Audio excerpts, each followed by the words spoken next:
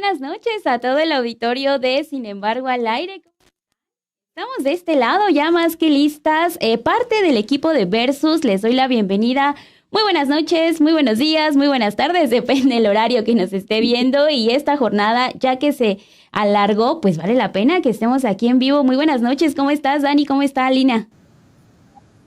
Hola, queridos amigos de Sin embargo, hoy no estamos acá en Estudio B, estamos en Sin embargo al aire, pues cansadas yo creo porque la jornada estuvo pesada, pero con muchos comentarios que hacer. ¿Cómo estás, Alina? Pues yo feliz de estar aquí con ustedes, hablando de lo que ha ocurrido en la Corte, que nomás no dejamos de hablar de esta Suprema Corte en lo que va del año, ¿no? Que de plano ha sido, lo decíamos fuera del aire, pues una de las estrellas de este 2024. Y bueno, ya contenta de arrancar pues el análisis, que en efecto tuvimos que ir totalmente en vivo, dado que la jornada fue maratónica, pero yo destacaría de entrada que era impresionante ver al menos solo en los dos canales oficiales de la Suprema Corte, más de 20,000 personas conectadas en vivo, ¿no? Eso más las réplicas que hicimos en otros espacios y demás, impresionante. Otro milagro. Impresionante, en efecto. Adelante, adelante, Dani. Sí, impresionante todo este fenómeno que vimos, porque fue sorprendente la discusión, todo lo que se estaba llevando a cabo dentro de la Suprema Corte de Justicia de la Nación. Posteriormente también este segundo punto que vimos ya cuando vuelven a arrancar casi a las 5 de la tarde esta sesión. Entonces vamos a entrarle al análisis de qué fue lo que vivimos en este día, que va a pasar también para la historia, como todo este tema con los cambios al Poder Judicial, esta implementación que ya nada la detiene. Ahora sí, la reforma al Poder Judicial va, y seguramente la oposición va a llegar a los organismos internacionales. Ya lo han empezado a anunciar por parte de los trabajadores del Poder Judicial, pero al menos aquí en México la reforma está en la Constitución y se tiene que acatar lo que dice esta nueva legislación. Y vamos a entrarle a este análisis. En un ratito más va a estar aquí con nosotras Meme Yamel. Usted sabe que también ella tiene su transmisión, entonces en lo que termina, ella viene en un ratito aquí para también platicar con nosotras este tema de la reforma al Poder Judicial. Pero Dani, arranquemos con este punto, porque desde muy temprano estuvimos dando cuenta, escuchando qué fue lo que sucedió, y creo que desde que arranca su postura uno de los ministros, hablando del ministro Pérez Dayán, se empezó a notar hacia dónde iba esta resolución y lo que vimos, ¿no? Entonces, ¿cuál fue la importancia también de escuchar la postura tan temprano del ministro Pérez Dayán? Yo creo que sí era algo que muchos no se esperaban, aunque ya viéndolo a la distancia, quizás tuvimos varias señales, ¿no? Lo que manejaba la presidenta Claudia Sheinbaum de que espérense tantito, espérense, calma, ya tenemos plan, pero espérense tantito. Incluso algunos comentarios, por ejemplo, del propio Alejandro Moreno Cárdenas, que hablaba de un Judas, ¿no? Ya adelantando hasta incluso la postura que iban a tener respecto a este ministro, que también hay que decirlo, o sea, no es santo de la devoción de la democracia. Tiene Pérez Dayán un historial, pues no de una persona de izquierda o consecuente, sino todo lo contrario. Ha estado inmerso en varios escándalos, entonces pues no era como que, sí, ya, de ahorita Pérez Dayán ya es el faro democrático, ¿no? Que estábamos esperando. Entonces, creo que ya viéndola a la distancia teníamos varias señales de que de que ese bloque de los 8 no iba a ser tan fuerte. Entonces, pues finalmente, muy temprano, como bien decías, Perla, pues ya se deja a la luz que sería Pérez Dayán el que hablaba de insensatez, ¿no? Que no podía tapar una insensatez con otra insensatez. Entonces, pues desde muy temprana la discusión ya no cambió su postura al respecto. Ahora, lo que sí resalta es lo que estamos viendo en estas primeras horas después de la derrota, que es depositar en Pérez Dayán todo lo que se hizo mal en esta nueva batalla que la oposición pierde, ¿no? Ya estamos viendo que no seas como Pérez Dayán, hace una semana estábamos viendo no seas como Yunes, o sea, pero nunca es como aceptar la derrota, nunca es decir, bueno, pues no seas Alito, no seas Marco Cortés, no seas Claudio X González, o sea, sigue siendo, a ver aquí nos encontramos en el camino para encajarle todo lo que hicimos mal o todo lo que dejamos de hacer. Hay imágenes en Twitter diciendo que si ves a Pérez Dayán le escupas, que, o sea, una serie de acciones, pues sí, un tanto agresivas, pero que siempre van a la conclusión de la culpa de la derrota la tienen otros. Ahora, todavía falta para la elección de los ministros, ahorita ya es una realidad, todavía faltan pues bastantes meses para que esto se concrete. Entonces, esto quiere decir que salvo el ministro Luis María Aguilar, que él ya se retira en un mes, vamos a tener a este grupo de ministros ahí en la Corte. Entonces, yo con base en esto que estamos viendo, ya con lo de Dayán, con una nueva redistribución de poderes dentro de la Corte, con la derrota que está cargando Norma Piña en la espalda, yo la pregunta que les dejaría sobre la mesa es, ¿qué es lo que creen que siga para estos ministros que todavía tienen bastantes meses? Tienen cerca de más de medio año para hacer y deshacer literal dentro de la Corte con temas importantes, y creo que nos dejan un mal mensaje con este último esfuerzo que hacía Piña de decir la inconstitucionalidad se puede definir con 6, aunque pues como buena abogada encontrando el espacio legal, ¿no? Para salir victoriosa. Yo dejaría esa pregunta sobre la mesa en esta primera intervención. ¿Cuándo va a ser suficiente para estos ministros? No creo que se queden así nada más con la derrota en la espalda. Insisto, con lo que vimos que hizo hoy Norma Piña, no creo que esta sea su última opción, su última escapatoria. Entonces, ya con estos meses, los últimos meses que van a estar en la Corte, porque recordemos que ya ellos presentaron su renuncia, pues sí, esa sería mi pregunta, ¿qué es lo que sigue? Porque yo no creo que lo acepten, ni siquiera el propio Dayán, no creo que vaya a tomar una posición como la de Arturo Saldívar, de ya brincarse a la 4T y hacer como que nada pasó y gozar de la pensión, sino que yo creo que también esperaríamos de él que siga siendo el mismo Pérez Dayán que ha sido en todo este tiempo, ¿no? En toda su carrera como ministro.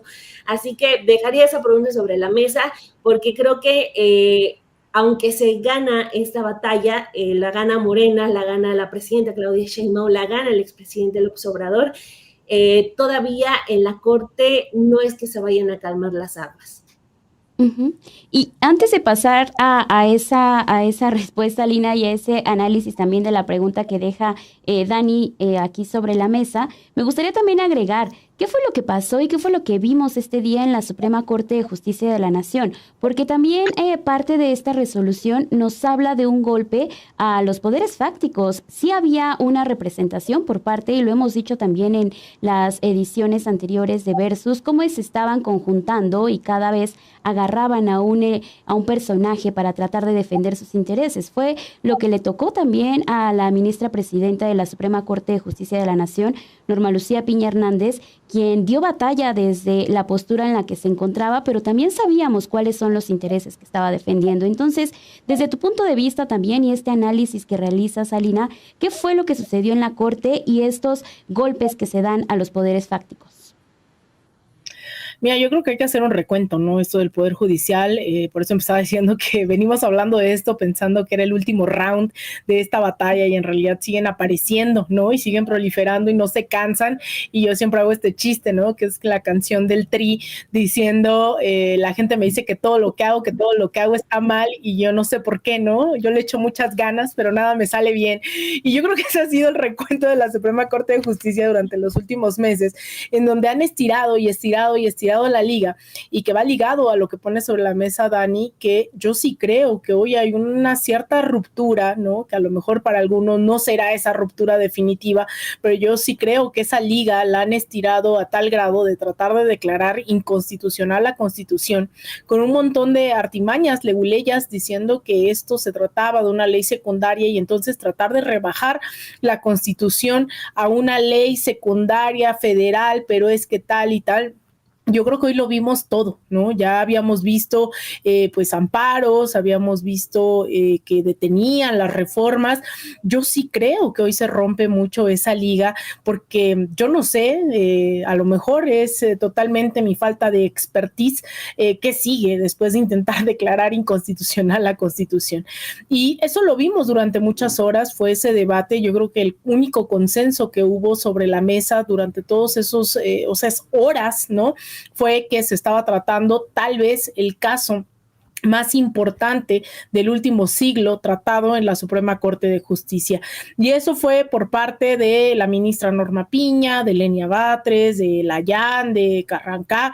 Todos coincidían en que se estaba tratando y que en realidad que no se estaba tratando algo menor, y trataron de darle la vuelta en múltiples ocasiones, pero yo creo que por más que se enojara este ministro, lo que hizo también ahí Lenia Batres a mí me pareció bastante preciso, porque hizo un desglose, ¿no? En algún momento decir, a ver, esto no viene de hoy, esto se ha tratado, incluso a mí me encantó cómo lo maneja, un activismo judicial, ¿no? El poder judicial al servicio de unos cuantos durante décadas, donde el argumento constante, decía ella, fue que no se podía anular la Constitución.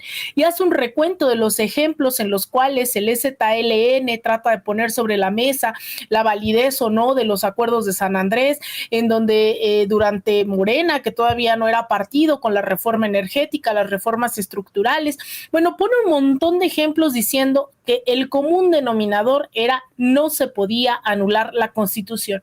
Sin embargo, pasa al sexenio del expresidente Andrés Manuel López Obrador y entonces se anulan cerca de 400 reformas constitucionales, se incumple el tema del tope salarial, se tolera el nepotismo, dice ella, e incluso se llega a ordenar, no lo dice así, ¿no? Pero es la despublicación del Diario Oficial de la Federación de esta ley judicial, y luego dice esto de que la Constitución no puede ser considerada una ley federal, pero sobre todo que no se ha reformado el artículo 39, donde el pueblo es capaz de ser constituyente y modificar las leyes, modificar la Constitución de acuerdo a sus necesidades. Ella lo plantea en términos de la degradación de la soberanía popular. Entonces ahí vimos, ¿no? Como este ministro lo que hace es decir como no se trata de mí, y entonces todo el mundo empieza a decir no hay que confundir argumentos, y a mí me parecía fenomenal porque estaba yo viendo en redes sociales, estaba viendo en los portales la interpretación en tiempo real de un lenguaje que se da también de acuerdo a esta autonomización del personal, en este caso judicial, en donde a pesar de la tecnificación de los conceptos del debate, todos estábamos dándole seguimiento, ¿no? Y yo creo que también por eso fue tan didáctico que alguien como Lenia Batres también aterrizara en un montón de ejemplos a lo que se estaba refiriendo. Entonces, ¿qué vimos hoy? Pues eso, yo creo que la reiteración, la confirmación por enésima vez de a quién está sirviendo el Poder Judicial, de incluso decir esto, insisto mucho, que se trató de declarar inconstitucional la Constitución y hacer una supremacía judicial, que también es algo que dijo Lenia Batres, por sobre la supremacía constitucional. Entonces, el suplantar o el intentar suplantar la voluntad popular, la soberanía popular con argumentos pues que fueron ahí de bastante tipo y que cierra con la cereza del pastel de decir, pues yo creo que solo se necesitan 6 votos, no se necesitan 8 y vámonos al receso y a ver si las cifras nos dan. Es que fue tan atroz, ¿no? Fue tan brutal que uno no tiene que ser juez para ver el nivel de articulación de desfachatez que tuvieron los ministros el día de hoy. Entonces yo sí creo que se rompe en parte esa liga que vinieron estirando durante meses y meses y meses, y que aún con mucho del facherío allá afuera de la Suprema Corte, pues la presión de esas, insisto, yo no quiero minimizar las más de 20,000 personas que estaban viendo en tiempo real solo en los canales oficiales de la Suprema Corte, más el rol de las redes sociales, que puso esa presión y los desenmascaró, pues por mucho que regresaron de un receso que se postergó un poco más de lo acordado. Yo creo que ahí tuvieron que hacer la valoración de lo que se estaban jugando. No estaban debatiendo ante la nulidad del espectador, ¿no? Sino que lo estábamos viendo miles de mexicanos y mexicanas que estuvimos ejerciendo presión solo por estar haciendo público un debate que siempre fue público, pero que nadie le prestaba atención. Entonces yo creo que hasta esos momentos llegamos y que la presión popular jugó un rol fundamental.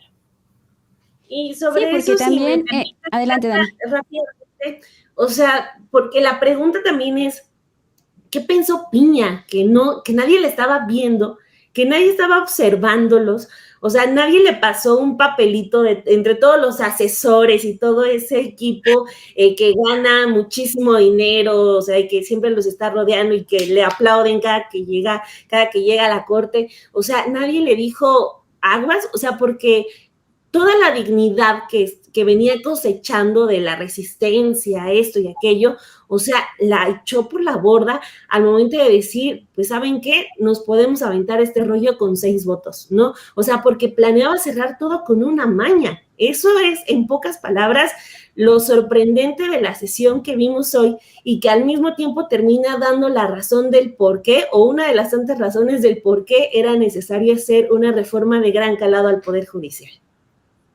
Sí, lo que vimos esta semana fue más argumentos para seguir diciendo, claro que se necesita un cambio, claro que debe de haber una sacudida dentro del Poder Judicial, empezando por ellos, ¿no? Empezando por los ministros de esta Suprema Corte de Justicia de la Nación. Algo que destaco y que también ustedes ya han mencionado es esta manera que ellos trataban incluso de meter as bajo la manga que traía Norma Lucía Piña Hernández, la ministra presidenta, de decir, bueno, entonces, ¿qué les parece si con 6 personas solamente podemos generar esta discusión? Claro que no, o sea, también ahí nos deja ver mucho el juego que han tenido y la manera que han decidido sí apegarse a una constitución que tiene estos cambios después de que viene esta reforma al Poder Judicial, en donde solamente se avalan 9 ministros y a partir de ahí sí se puede tomar en cuenta que son 6 ministros. De lo contrario, pues los mismos ministros dijeron, no, anteriormente también ya habíamos discutido en octubre que tenían que ser 8 las personas que dieran el sí o el no a estos cambios que se necesiten realizar. Entonces, desde ese punto de vista también vimos la manera en cómo los ministros han intentado ir cambiando este discurso de, en ciertas formas sí me pego a la Constitución, en otras no tanto. También vimos esta serie de renuncias la semana pasada, hemos hablado de cuando sí les conviene apegarse a lo que dice la Constitución, pero a la Constitución que ellos quieren y a la Constitución que les conviene. Entonces, sí fue una artimaña totalmente de la ministra presidenta de Norma Lucía Piña Hernández para apegarse, y también la sacudida que les dio Lenia Batres al momento de tratar de explicar y dejarlos en un punto más exhibidos. Creo que muchas personas también han criticado la postura que toma la ministra Batres para seguir cuestionando y seguir respondiendo a lo que dicen los ministros, porque sí, en ciertos momentos sí fue muy técnica esta discusión, incluso entre nosotras, ¿no? En la mañana que Dani y yo seguíamos esta transmisión, a ver, entendí esto, sí va por ahí, tratándonos de complementar, porque incluso tratábamos de entender, ¿no? Qué es lo que estaba pasando, y si no, a ver, pregúntale a otra persona, con la intención también de confirmarles a ustedes qué es lo que estaba pasando. No es que inmediatamente se fuera a discutir en la Suprema Corte de Justicia de la Nación el fondo y esta forma que tanto se dijo para ver si la Suprema Corte de Justicia iba a legislar. Para llegar a ese punto se tuvo que pasar por otros caminos, y para llegar incluso a este día también vimos cómo distintos personajes, distintos medios de comunicación, distintas organizaciones fueron planchando este camino para llegar poco a poco. Entre ellos vimos a cada uno de los integrantes de la oligarquía, de estos personajes que también tanto se ha criticado, que han defendido a este movimiento de la oposición y que también es la derecha, ¿no? Entonces, desde ese punto de vista, Dani, también cómo se fueron generando este camino para llegar hasta este punto, y que se viera también desde el otro lado que sí estaban cayendo en un desacato, quizás hablando desde el lado de la oposición, ¿no? Porque esa era también la intención a la cual querían llegar, que se viera que sí, en un punto quizás la presidenta iba a desacatar lo que se dijera el día de hoy en la Suprema Corte de Justicia de la Nación. Pues como lo decíamos, sin duda una derrota más a la larga lista de derrotas, ¿no? O sea, creo que esta, como lo veníamos diciendo en muchos de los versos que hemos realizado, la oposición funciona a partir de la política del chispazo, ¿no? O sea, no es que planeen las cosas que van a hacer, sino que en el camino lo que les funciona, a eso se agarran, ¿no? Ese es su ancla. El mejor ejemplo que tenemos es Xochitl Gálvez, ¿no? O sea, no tenían un buen candidata presidencial, pero Xochitl hace el chiste de la puerta y la ven chistosa y la ven con el huipil, vámonos, de aquí somos. Entonces hablaban de que Xochitl era como la Virgen de Guadalupe y el milagro o el fenómeno, como quieran llamarle, pero bueno, política del chispazo no funcionó y así podemos ejemplificar con varios otros casos que han rodeado a la oposición.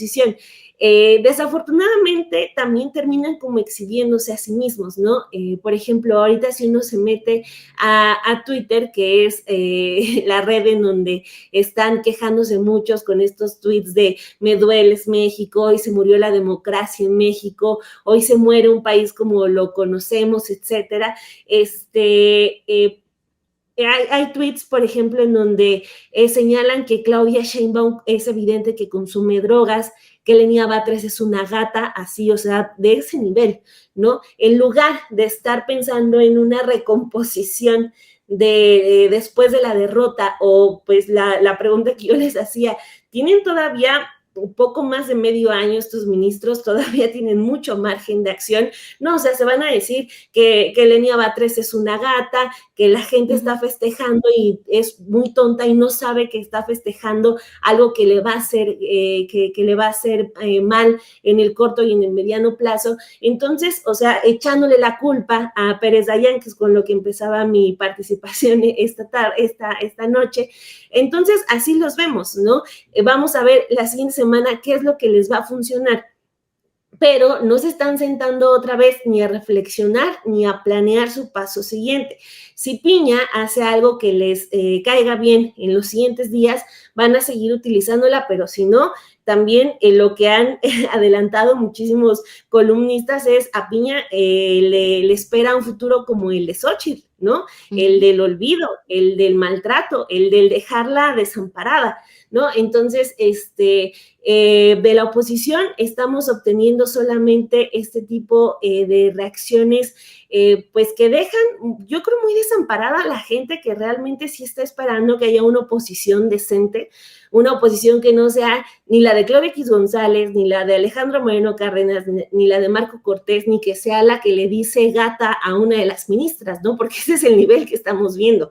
Yo creo que la gente que no cree en el proyecto de la Cuarta Transformación, que no es López Obradorista, que no es ni claudista, que está en todo su derecho, pues se va a quedar esperando, porque sí estamos viendo que esta oposición no tiene ni pies ni cabeza, no es capaz de encontrar un rumbo, y esto no quiere decir que viene desde este último periodo con la Corte, ya viene desde que su última victoria fue en 2021, cuando sintieron que habían tocado el cielo, cuando ganaron gran parte de la Ciudad de México, pero o sea, mientras no se desprendan de ese grupito de Claudia X González, a los que los mueve sobre todo el odio y el clasismo, pues van a seguir con esta política del chispazo, ¿no? De ver si la siguiente semana reviven otra vez a Cedillo, si mejor sacan al ministro Luis María Aguilar Morales, que a ver si en este mes que le queda dentro de la Corte puede sacar el caso de Ricardo Salinas Pliego, porque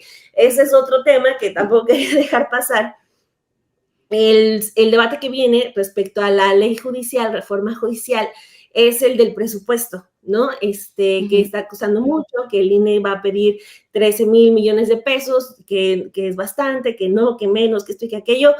Pues bueno, ahí en el escritorio del ministro Luis María Aguilar hay unos cuantos miles de millones de pesos de Ricardo Salinas Pliego que bien podrían ayudarnos para realizar la elección de jueces, ministros y magistrados. Así que tiene al menos un mes para sacarlo y a ver si nos echa la mano con eso. Ujú.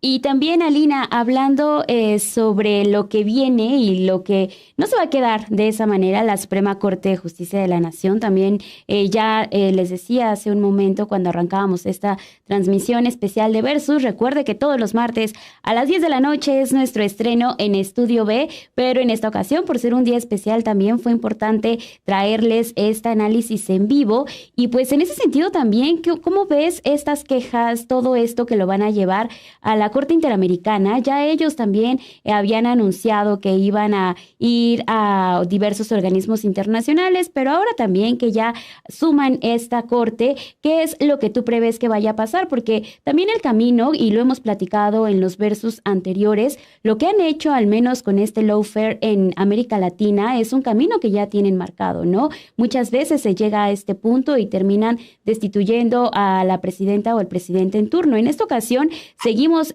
pareciera que se siguen dando clases desde aquí de México, tratando de entender la realidad también que se vivió en aquellos países para ver de qué forma se puede detener.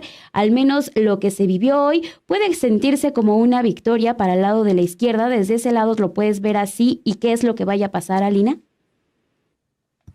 Pues mira, ya habíamos hablado un poco también sobre el rol de este sistema interamericano de justicia, en donde es inevitable tratar de discernir, ¿no?, las instancias que hoy están al alcance, sea de la ciudadanía, de grupos de poder, etcétera, porque hemos visto de manera recurrente, recordemos que hoy lo que sí se avala es que los partidos políticos pueden solicitar directamente este tipo de suspensiones, ¿no?, intervención, y nadie les puede decir nada porque los ministros están de acuerdo, y son esos mismos partidos políticos los que hemos visto que han echado mano también de estos mismos organismos internacionales, específicamente de la OEA, donde ya deben de tener una sala de espera adecuada porque van a cada rato, ¿no?, a quejarse de que la dictadura en México ahora sí, por fin, ya viene, sí, ¿no? Ya pasaron 6 años, pero ahora sí ya va a llegar, sí, exacto, en fila rápida, no como las otras oposiciones que tienen que esperar. Bueno, no, aquí ya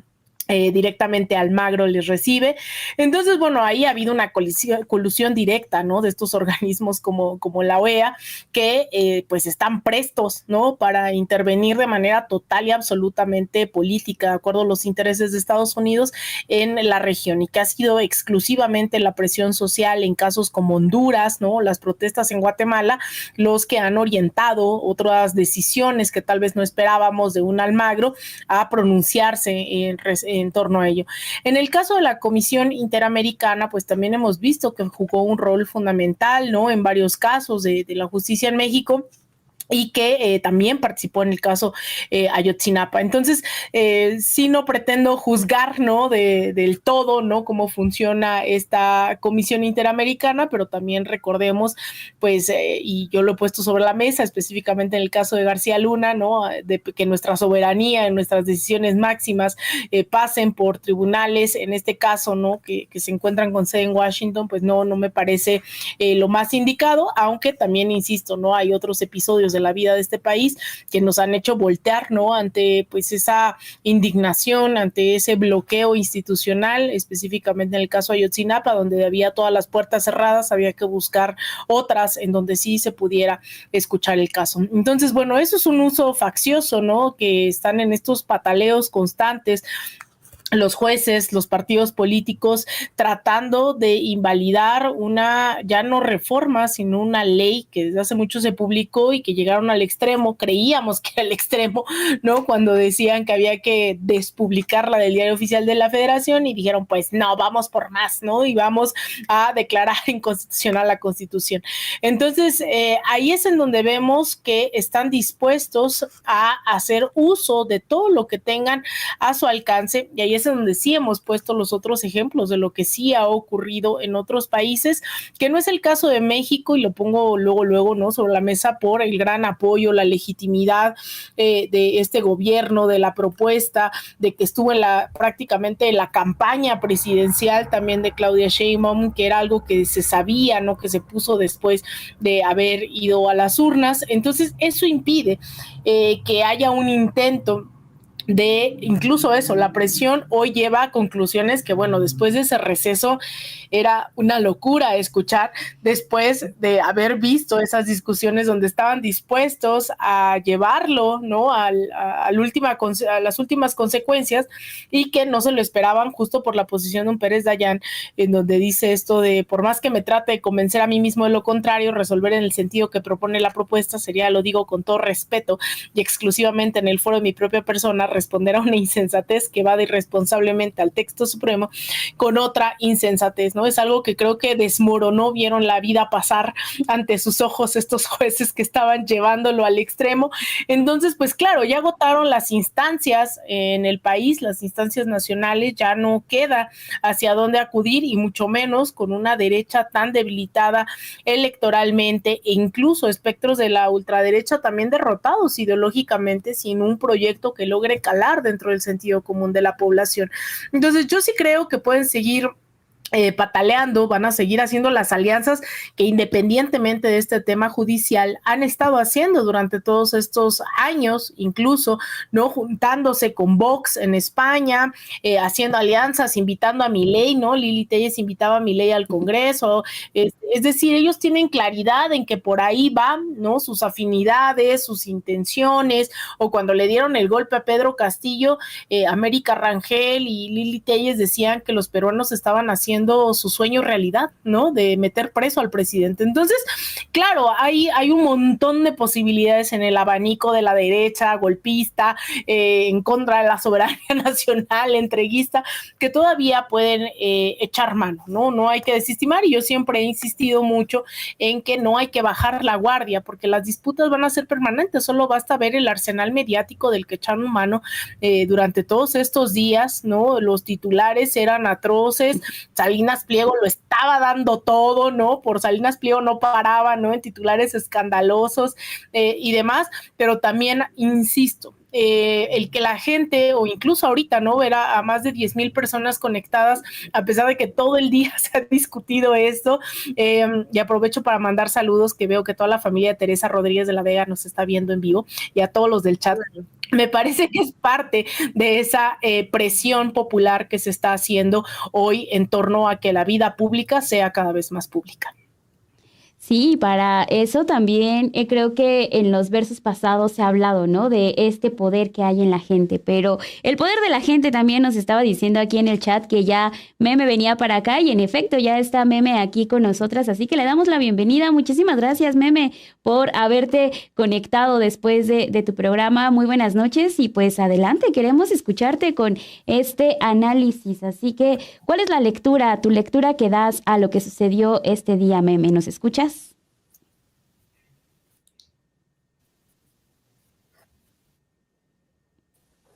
Creo que sí nos escuchas, Meme. No sé.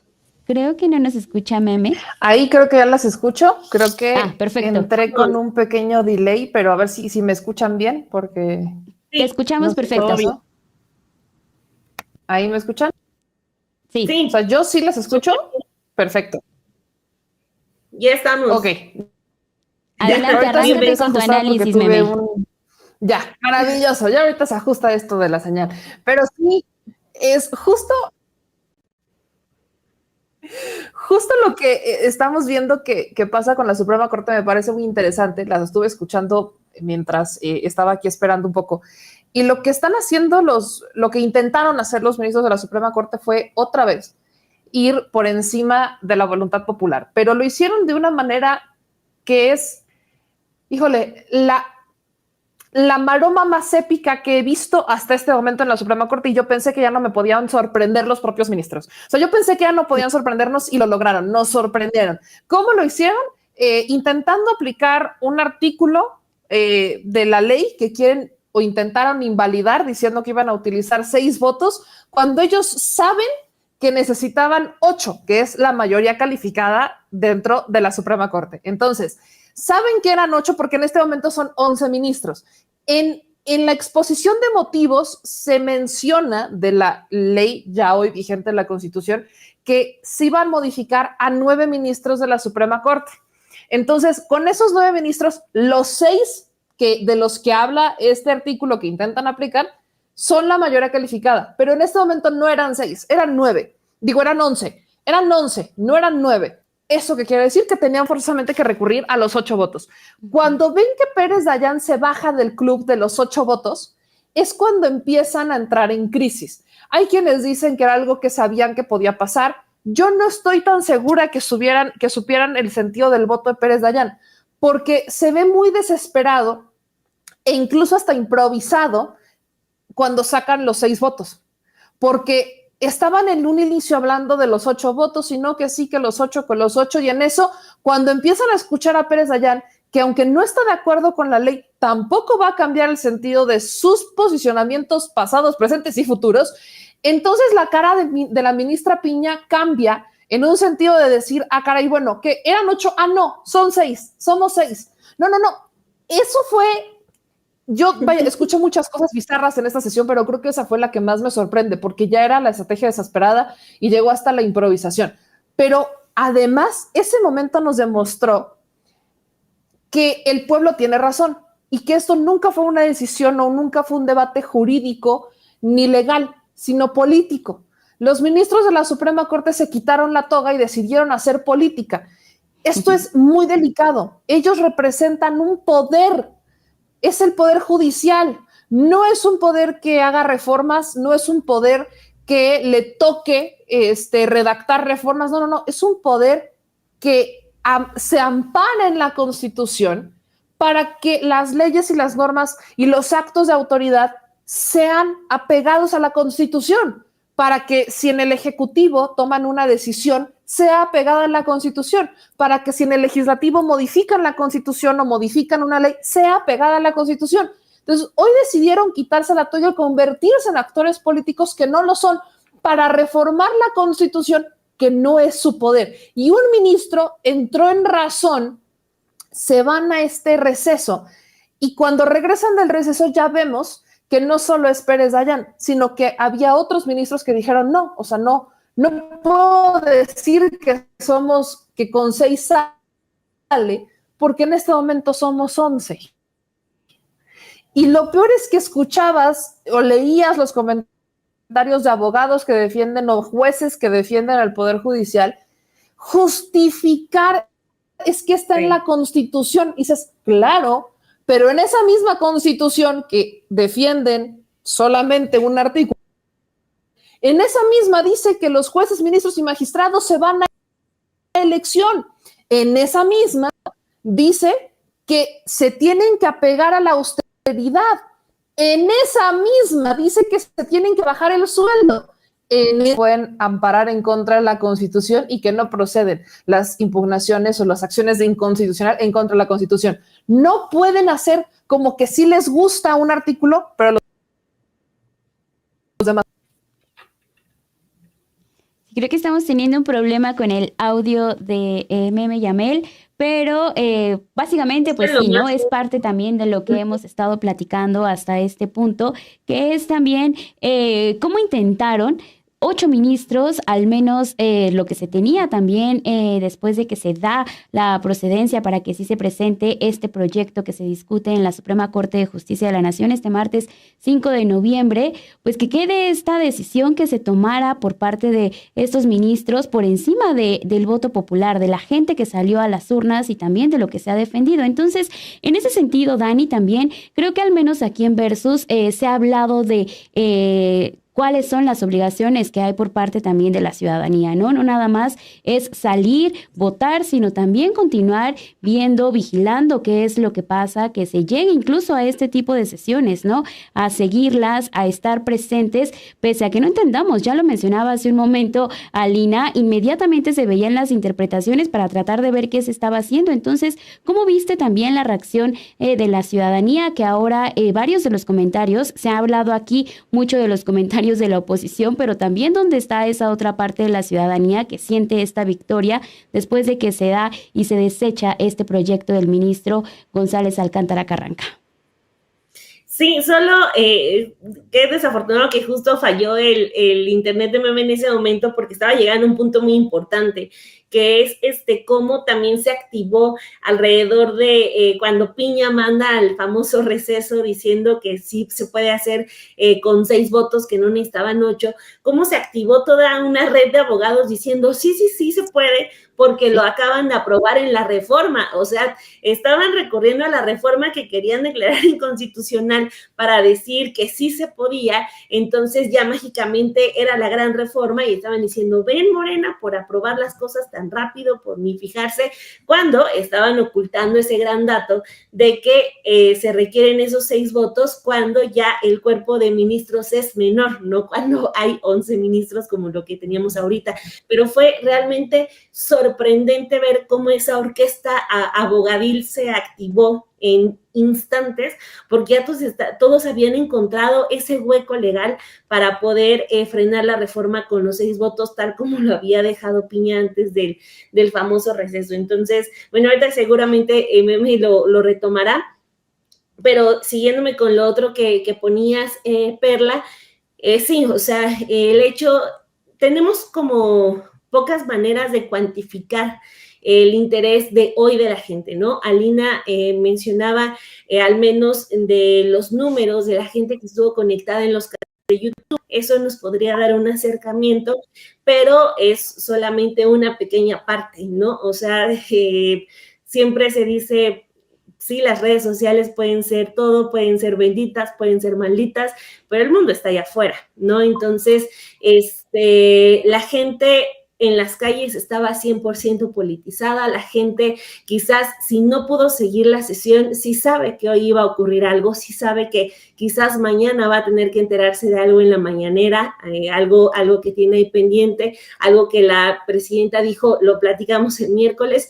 O sea, es realmente sorprendente lo que ocurrió el día de hoy, que si bien lo llegamos a comentar, a lo mejor quizás hizo falta también una movilización fuerte en las calles, pues ya es un momento en el que por el momento a lo mejor esa fuerza se puede guardar para más adelante, quizás sea necesario, pero sin duda es un factor ya que la oposición y que el propio Morena tiene que medir. O sea, el hecho de que tiene a millones de personas dispuestas a seguir con lupa cada cosa que hagan. Digo lo de la oposición, sumando partidos políticos, corte, lo que sea. Pero también sumo Morena porque, por ejemplo, lo de Pedro Aces, lo que hemos estado viendo, también no es algo que solamente estemos retomando medios de comunicación. Es algo de lo que la gente se está enterando porque primero saber, bueno, ¿quién es Pedro Aces? ¿Por qué es el brazo derecho de Monreal? ¿Por qué se fue en un día importante a ver un partido de béisbol a Nueva York?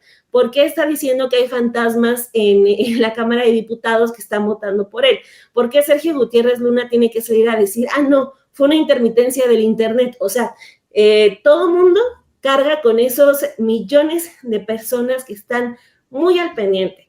Sería un error solamente decir que son cientos de cuentas en Twitter, que son miles de cuentas en YouTube. Son gente de calle que está ya dispuesta no solamente a entender, sino que está dispuesta a meterse de lleno en todos estos actos que antes pasaban por completo desapercibidos. O sea, hoy yo creo que si hacemos el ejercicio con las 11,000 personas que estamos conectadas aquí, incluidas nosotras, entendimos lo de analizar de fondo, lo de analizar también la inconstitucionalidad antes, los votos, cuántos votos eran necesarios. O sea, hoy aprendimos mucho. Eso es una pedagogía que ya nadie nos va a quitar, llegue quien llegue, y es algo que tienen que tener en cuenta todos, sean izquierda o sea derecha. Otro de los puntos, Alina, que está también en polémica, porque pues ya vamos ahora hacia ese lado, ¿no? Vemos esta parte, pues sí, ya de la pérdida de esta batalla para la derecha, para la oligarquía, para todos los que componen a todo este sector de la sociedad. Vemos que perdieron y pues ahora también ya hemos hablado aquí en los diversos versos cómo se van a reconfigurar quizás en un futuro, cómo van a intentar aprender. Pero en esta implementación también de la reforma al Poder Judicial, que es algo que también va a comenzar a interesar, ¿qué ves tú para los siguientes meses? Porque también algo que se habló mucho es los jueces que se van a decidir en esta ocasión, ¿no? Que la ciudadanía incluso apelaron a que no va a tener la capacidad para tener la oportunidad para decidir bien quién va a ser quien los va a representar. Entonces también tratar de desdibujar, porque ahora queda mucha tarea también para comunicar lo que sí en realidad va a pasar con estos cambios de la reforma al Poder Judicial. Bueno, yo creo que tenemos que hacer también nuestro trabajo, ¿no? Y seguir explicando todos los retos que implica lo que se ha aprobado, el compromiso, ¿no? Yo no quiero caer en estos discursos de es que no saben por quién van a votar y demás, pero más bien el grado que se está pidiendo de democracia, ya no solo representativa, sino participativa, es estar bastante bien informados, ¿no? De los errores, de lo que se puede mejorar, de a quién se va a votar, porque el procedimiento que se establece no es un procedimiento amañado, ¿no? De facto, en donde digan tú sí, tú no. Esa es más bien parte de las narrativas que se están tratando de imponer desde ciertos medios de comunicación. Lo que sí es verdad es que la derecha también está levantando la mano, ¿no? E incluso también el que Gil Swart haya dicho durante los últimos días como sí, pero esto no, y no sé qué, se le tacha de traidor por incluso estar participando, pero es que la derecha no va a abandonar, y creo que ellos tienen más claro que las izquierdas que cualquier lugar que se abandona pues se ocupa, ¿no? Por alguien más, y a veces las izquierdas es como, bueno, aquí sí, aquí no, y al final la derecha levanta la mano en todo sentido. Ahí hay varios retos, ¿no? Yo decía al inicio, yo creo que sí se rompe en cierta manera la liga, que ahora están tratando de estirar y lanzar ahí salvavidas en Estados Unidos o con sus aliados o con el New York Times, con el Washington Post, ¿no? Tratando de presionar a través de los medios en Estados Unidos. Pero yo creo que ya este oxígeno que les quedaba hoy termina ya quedándose ahí en el mínimo. ¿Qué puede seguir?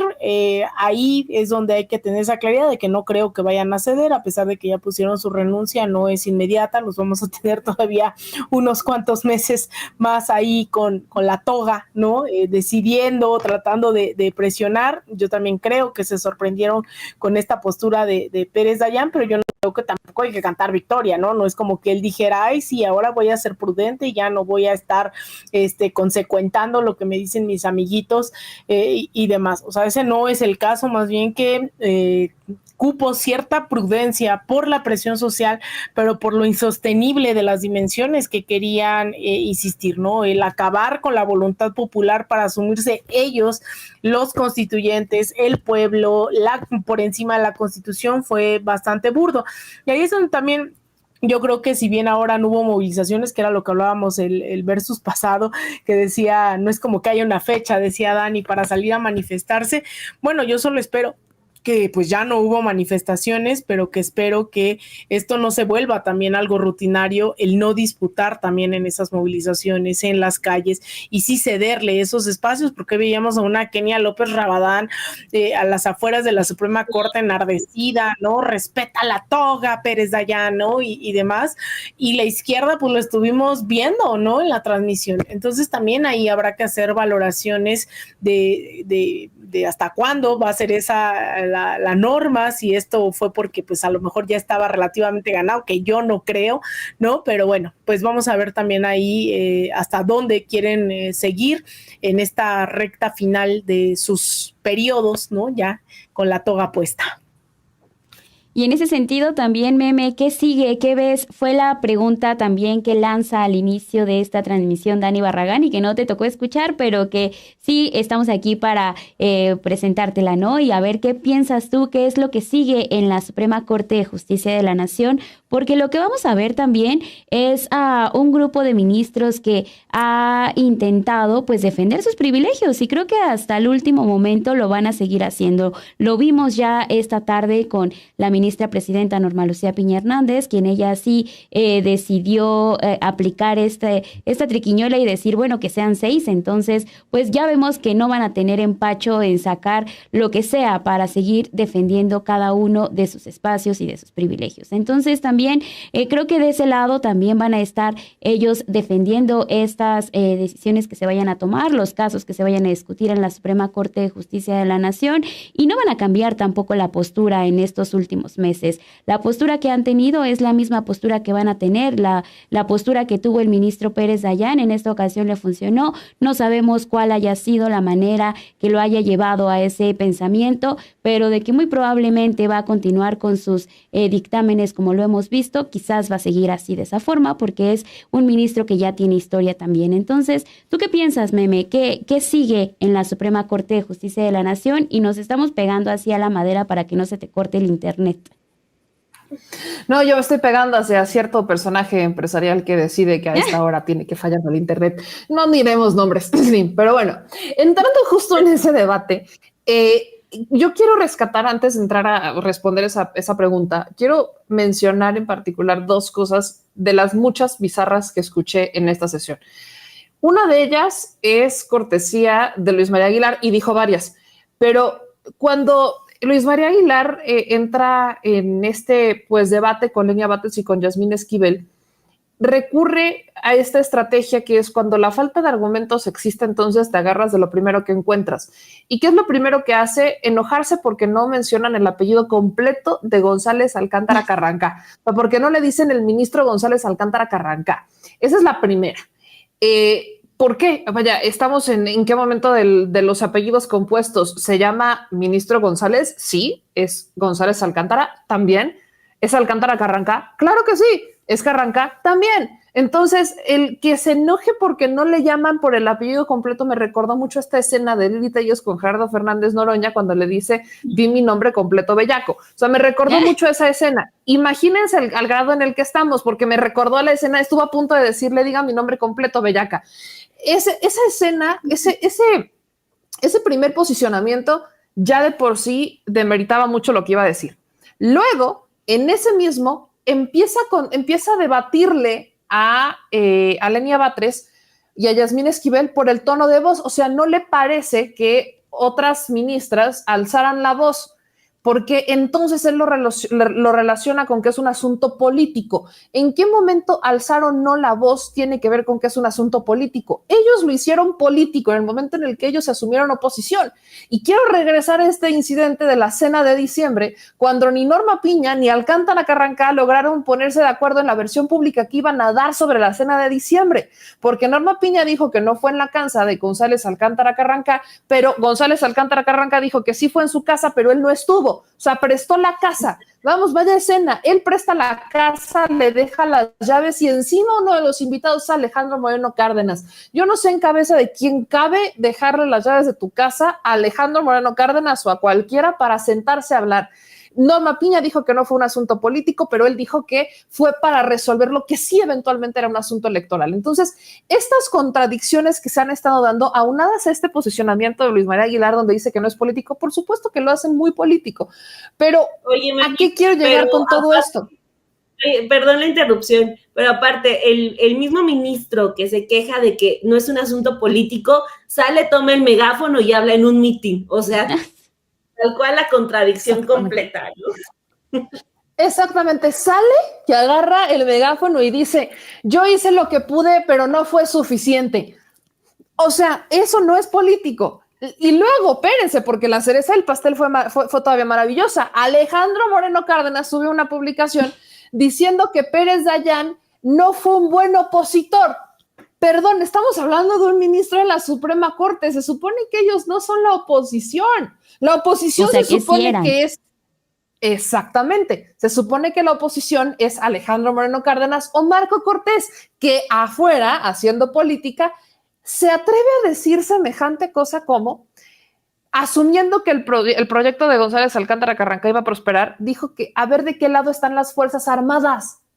O sea, diciendo que las Fuerzas Armadas tenían que ir a detener a la presidenta porque iba a incurrir en un desacato. O sea, esto estuvo mal por todos lados. Y luego le sumamos el posicionamiento de Gutiérrez Ortiz Mena, el ministro que se fue a reír a Harvard, que se le borró la sonrisa, cuando habla de otra cosa tan bizarra. Por eso digo, yo no sé qué tan bizarro es lo más bizarro que escuchamos hoy, porque dice Gutiérrez Ortiz Mena que los legisladores no están obligados a hacer lo que quiere el constituyente, o sea, lo que quiere el pueblo, porque si fuera así, entonces nunca hubiéramos visto a legisladores de oposición salir a votar a favor de las reformas de programas sociales. Quiero recordarles lo bizarro que eso ya de por sí era cuando el propio Marco Cortés sale a decir después de la campaña que cayeron en la trampa de los programas sociales. Entonces, ustedes podrán ver esta discusión, la audiencia la podrá ver, y en realidad parece una sesión de novela de ficción de comedia involuntaria.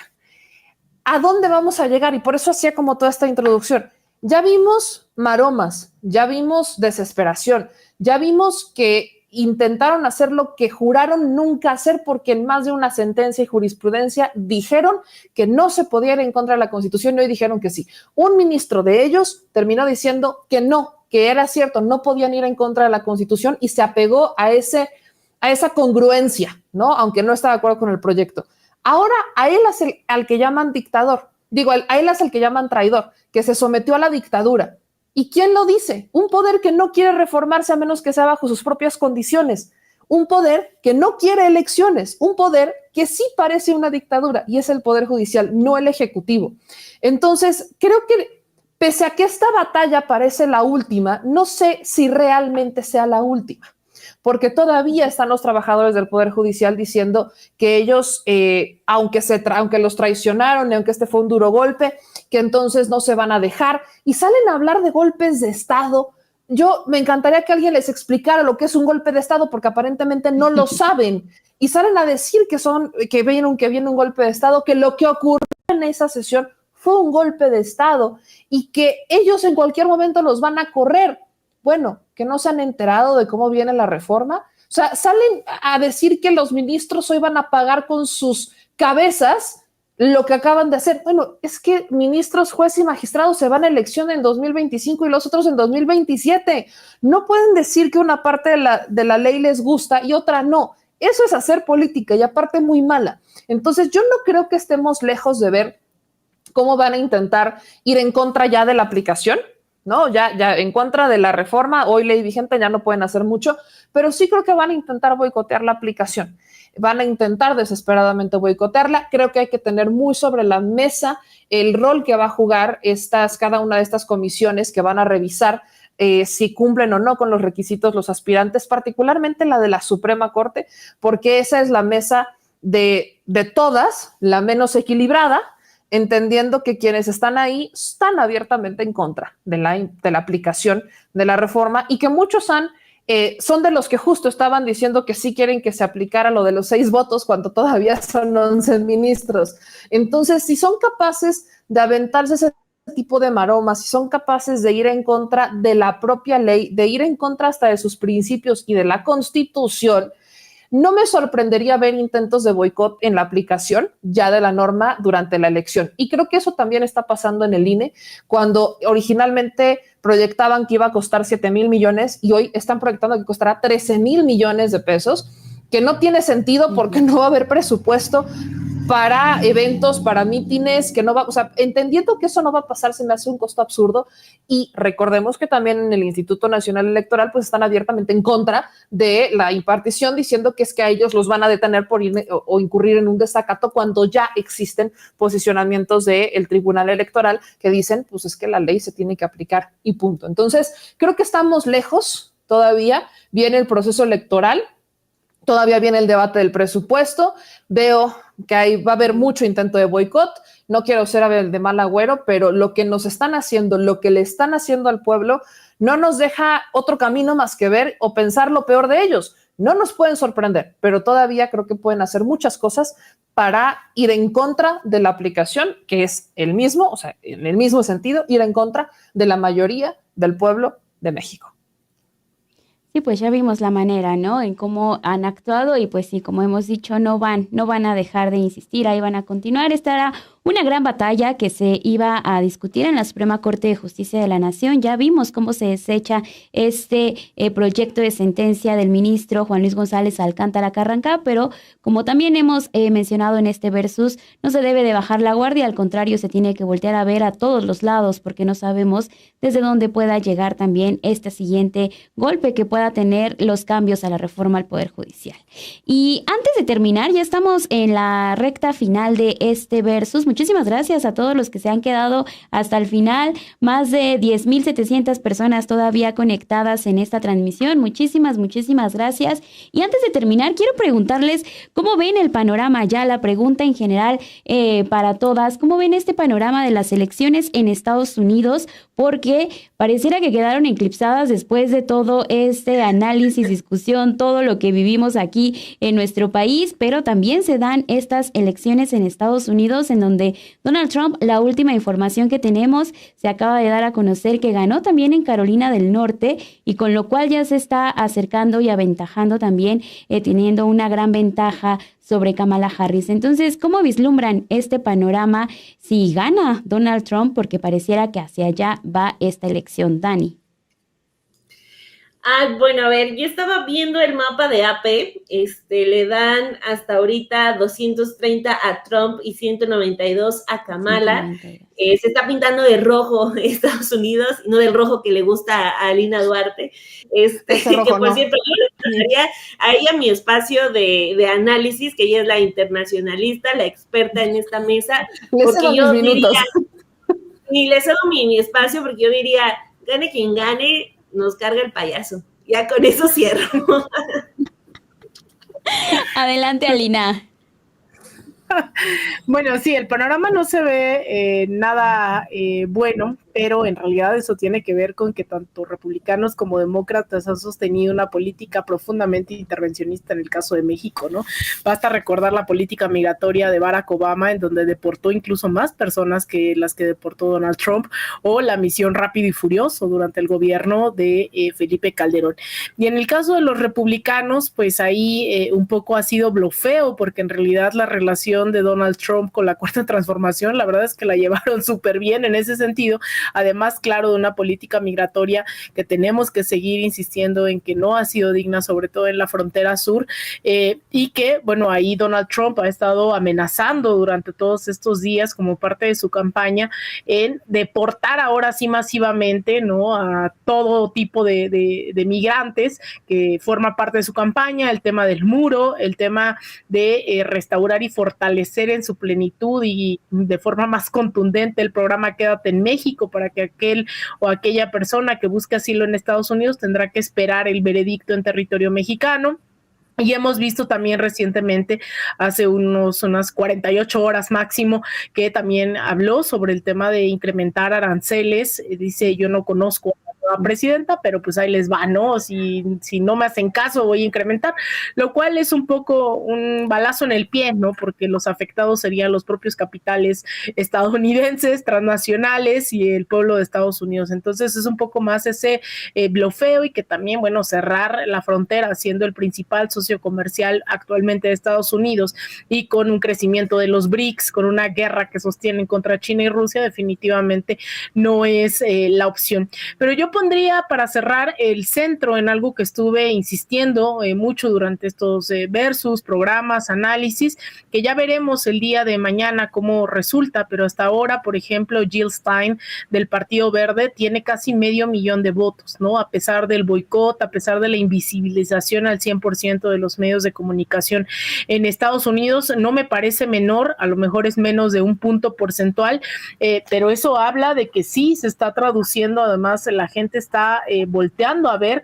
Yo haré el ejercicio, lo prometía hace rato en el programa de Maíz y Mate de Raíz con Daniela Pastrana, de ver si realmente se incrementaron esos votos, dadas las protestas y eso comparado con otras elecciones. Y también voy a repetir un chiste que hice hace rato, pues yo voy a estar muy lista, queridas compañeras, para exigir acta por acta, voto por voto de Estados Unidos, así como estos desgraciados nos exigen en el resto del mundo. Bueno, pues yo estoy listísima y perfecto, se está pintando de rojo el mapa y no del rojo que a mí me gusta.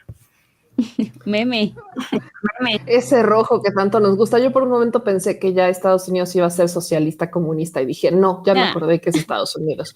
Pero justo algo que quiero rescatar, lo que decía Lina, ¿no? Sobre el papel de Jill Stein, me gusta ver que está pasando, me gusta ver que se está intentando romper ese bipartidismo en Estados Unidos y que hay una persona que lo quiere hacer, así como también están dos latinas que buscaron también contender en un proyecto que sí está muchísimo más lejano, el partido, ese sí le gusta, Lina, ese rojo sí le gusta, el Partido por Socialismo y Libertad, ese partido sí, ese ya Lina fue a adoctrinar, ¿no es cierto?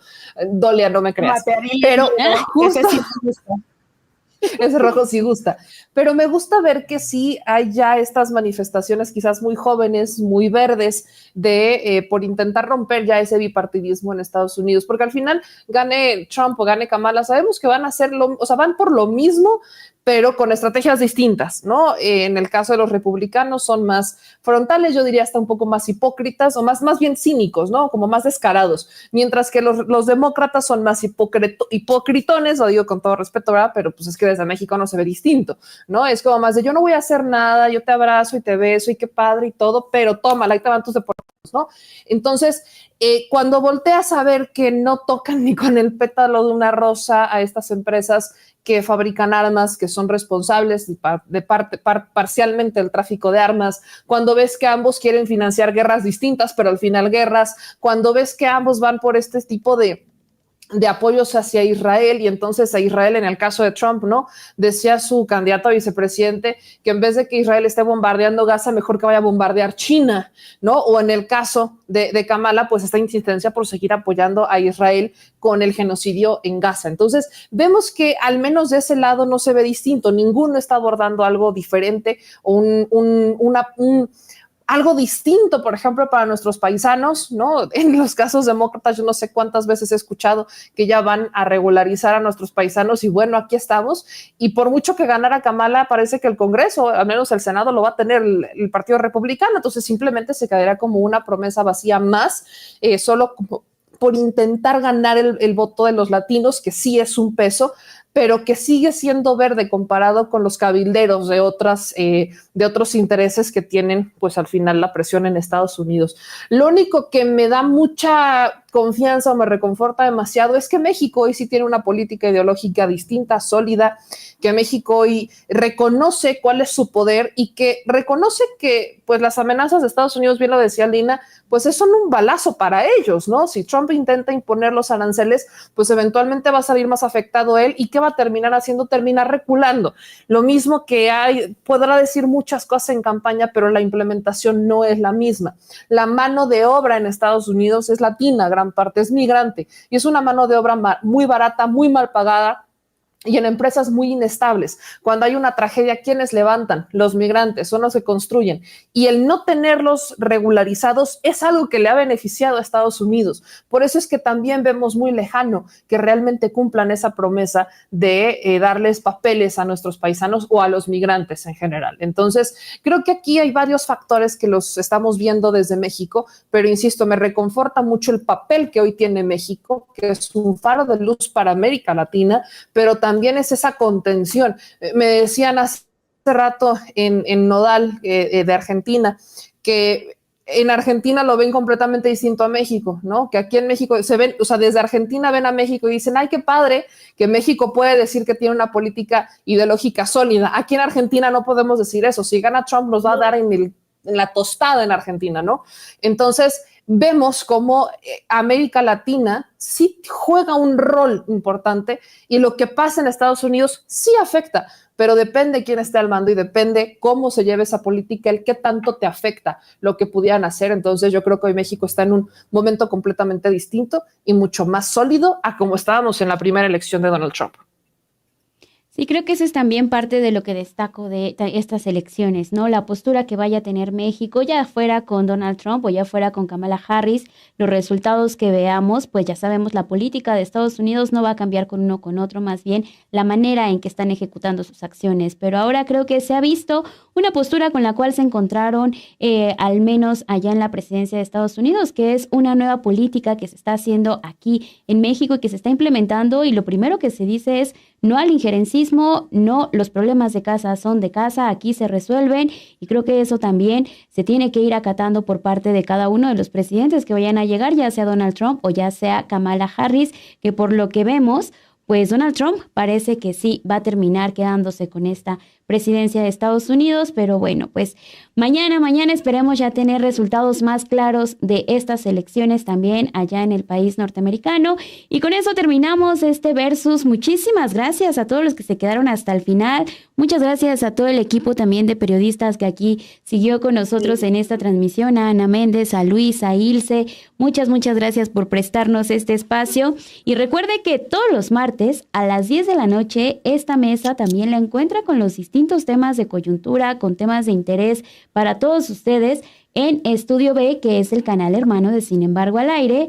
Y también los miércoles se encuentra aquí esta mesa de versus, todos los miércoles a las 4 de la tarde, pero pues el estreno, si usted lo quiere ver primerito, ahí los martes a las 10 de la noche. Muchísimas gracias, Dani, muchísimas gracias, Meme, Alina, qué gusto tenerlas en vivo en esta ocasión. Muchas gracias a ti, Perli. Gracias a todos los que quedaron. Alina, ¿Qué? ¿Cómo? Ay, todas hablan y no se escucha. ¿Qué? Nos vemos. Y vámonos a dormir, ese es el punto, hay que irnos a dormir, ya fue un día muy largo. Sí, ya. Que pasen una excelente noche, muchas gracias. Me tu internet fallando. Ay, nos vemos, vaya Lina, bye. Ya la próxima saludos, todo va a estar bien. Saludos a Norma Piña. Porque